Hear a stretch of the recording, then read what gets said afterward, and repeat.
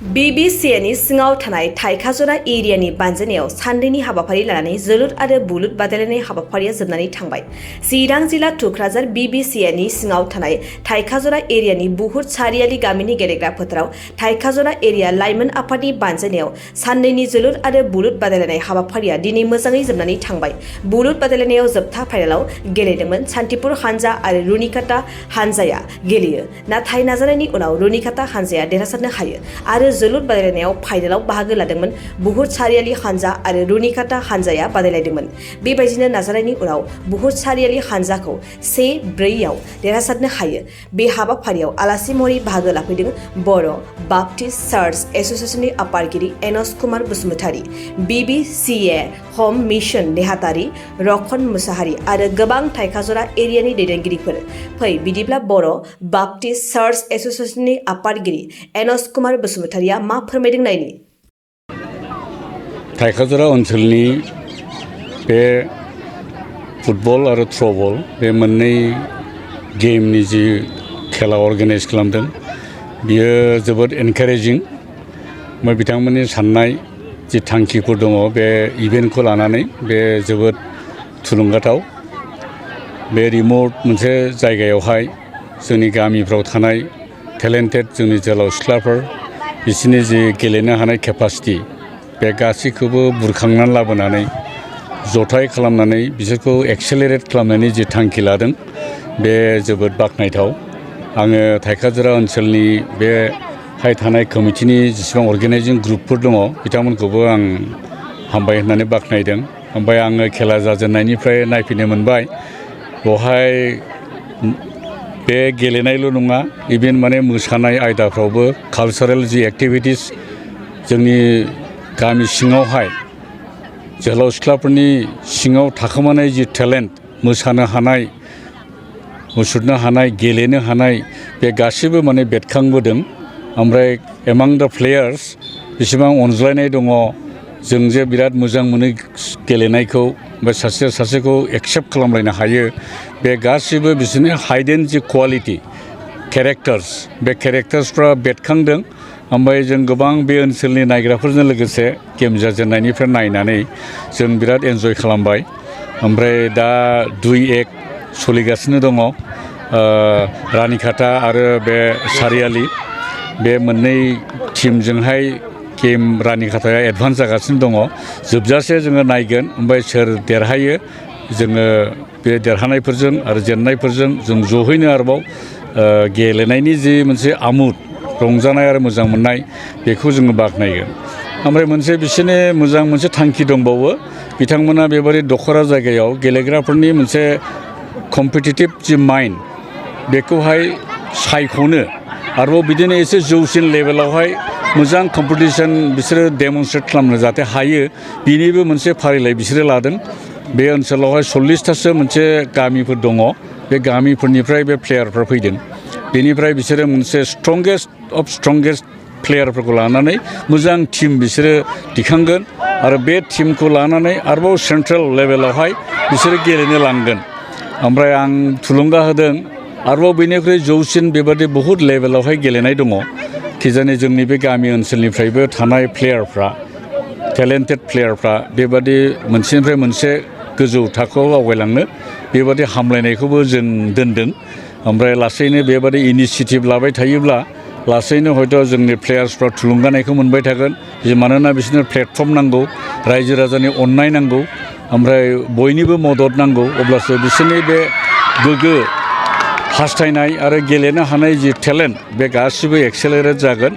बेखायनो आङो बे ओनसोलनि मानसिफोर, रायजो राजाफोर, स्पेसियेलि जायफ्रा अर्गानाइज खालामदों आङो बिसोरखौ हामबाय होननानै बुङो। बेबादि साननायखौ लानानै बे गेमखौ खुंनायनि थाखाय नोंथांमोनखौबो आं हामबाय होनो। नोंथांमोना खस्थ' खालामनानै बे फोथाराव फैबाय आरो जोंनि बे गेलेनाय रंजानाय बे गासैखौबो बे सानथौथिखौ लानानै दा मिडियानि गेजेरजों नोंथांमोना आरोबाव गुबुन फारसे मुलुगाव दिन्थिगोन, फोरमायहरगोन।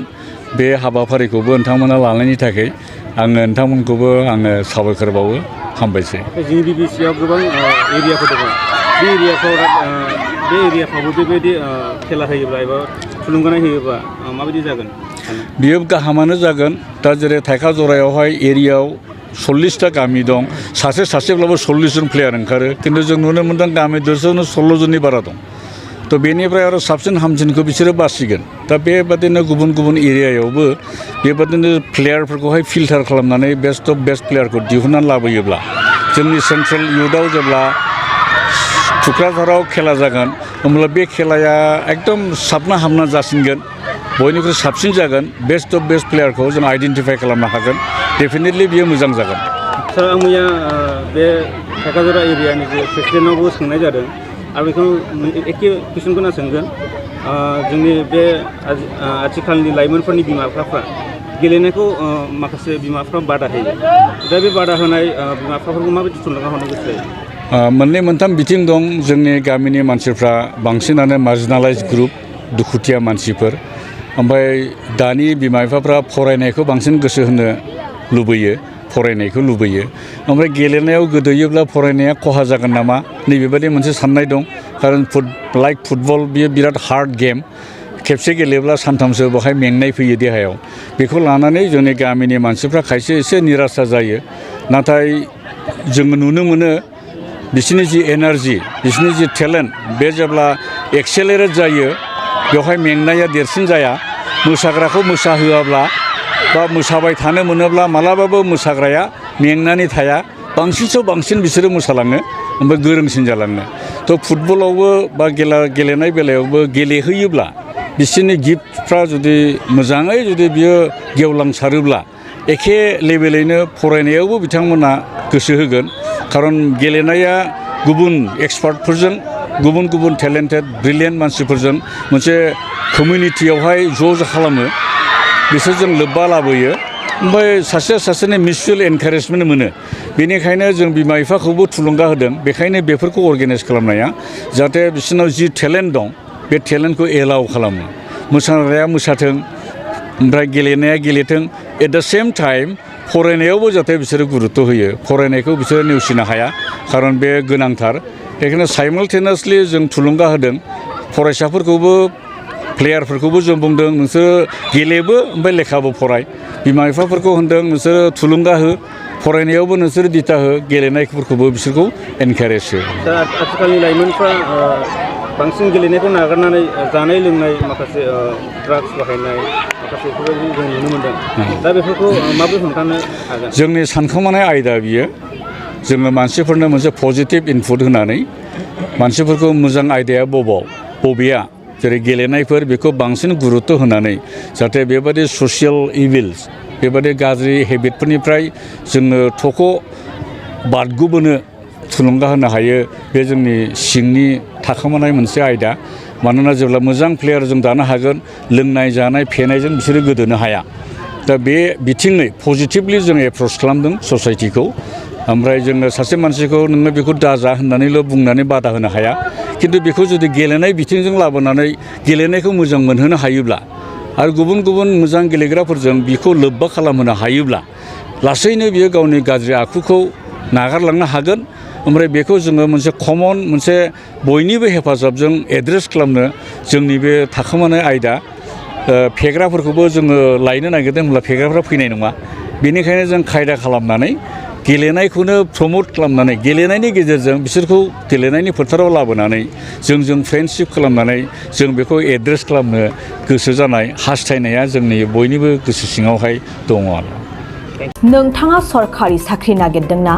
नोंथांनि थाखाय मोनसे गोजोनथाव खौरां नोंथांनि थाखाय दं एडुकेट पइन्ट जेराव नोंथाङा सोलोंथाइ लानायनि गेजेरजों सरखारि साख्रिनि गुबुन रोखोमनि गोब्राब आनजादफोरखौ उथ्रिसारनो हागोन आरो गावनि आथिङाव गसंथानो हागोन बे एडुकेट पइन्टआव नोंथांमोना SSC bank PO bank clerk bank SO UPSC एफएससि defence railway state insurance AAO ADO एसिस्टेन्टजों लोगोसे स्टेट लेभेल जब आरो माखासे सरखारि साख्रिनि आनजादाव गोनांथि जानाय आयदाफोराव सोलोंथाइ लानो हागोन मख'नो गोनांदि बे सोलोंसालियाव साख्रिनिल' नङा बेयाव MBA आरो सैनिक स्कुल बायदियाव एडमिशननि थाखाय एन्ट्रेन्स होनो थाखायबो सोलोंथाइ लानो हागोन बे सोलोंसालियाव गाहाम थाखो खथानि सुबिदा दं आरो सम मथे नोंथांनि सोलोंथाइखौ बे सोलोंसालियाव होनाय जागोन बेखौबो मिथिनांगोन दि बे एडुकेयार पइन्टआव सोलोंथाइ लानानै बावैसो 2021-22 इं मायथाइनि एसएससि जिडिनि आनजादाव गासै 11 सा सोलोंसाफोरा उथ्रिसारनो हादों। बारा नङा गासै 15,000 रांजोंनो नोंथाङा बे सोलोंसालियाव 6 दानसिम सोलोंथाइखौ लानो हागोन। बे सोलोंसालिया क'क्राझार, बरपेटा रड, गलपारा आरो बङाइगावआवबो दं।